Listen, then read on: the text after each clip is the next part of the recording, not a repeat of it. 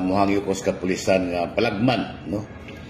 Palagman yung investigasyon para masulbad o mailhan nato ang kriminal.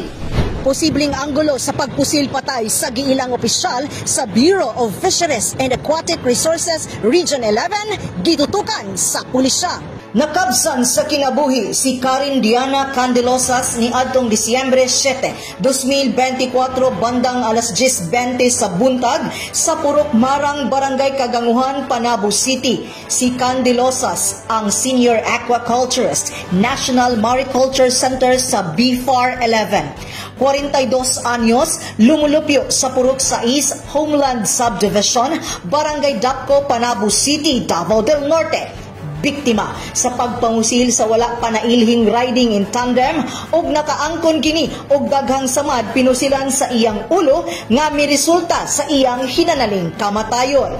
Nga mong gitan-aw nga angulo mo duha ka aspect, either sa iyang personal life, gusto na to ma-find out kung prior sa incident na ba siya nakaaway, nakabangi o nakalalis. Then ang second angle nato sa motive no, ang ginatutukan ginato og ayo karon ang kaning angulo sa iyang part sa iyang trabaho kay dunay mga informations nga before sa incident anani siya gipang himo nga mga lakang ang atong victim nga murag inventory or inquiry sa mga resources within sa opisina nila kay per latest information about to take over ni si victim as the center chief sa opisina sa BFAR diri sa Panabo City. Atol sa pakighinabi ni Deputy Chief of Police, Police Captain Alex Vitasolo sa maong investigasyon nga ang biktima anaa sa sulod sa iyang sakyanan nga Nissan Navara nga nakapark atubangan sa ALT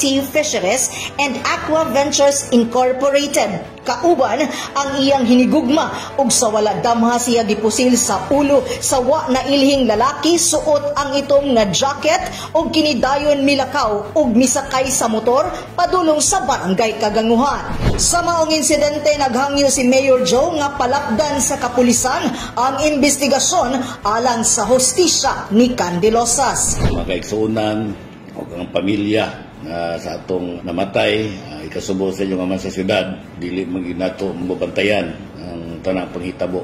Kay dili mi na ko gusto nga adunay mamatay sa pusil sa atong syudad sa Panabo. Kay dili maayo tanawon sa makatawhan. Kay ang atong syudad nga gusto na ko nga peaceful nga pagpamuyo ang katawhan. Pero di na to mapigilan tungod ani mga tao nga mamatay tao. Muhangyo ko sa kapulisan nga palagman yung investigasyon para masulbad o mailhan nato ang kriminal. Kay dili na ko gusto nga doon na pa'y mahitabo nga mga patay sa syudad sa Panabo. Sa kasangtangan, padayon ang pag-backtracking sa mga CCTV footage aron mas masuta o mas mailhan ang kriminal alang sa hustisya sa pagkalas sa kinabuhi sa biktima. Kauban sa kamera si Francis Paculana, kini si Dali Amad nga gikan sa City Information Office Broadcast Services alang sa Frontline News Panabo. Importante informed.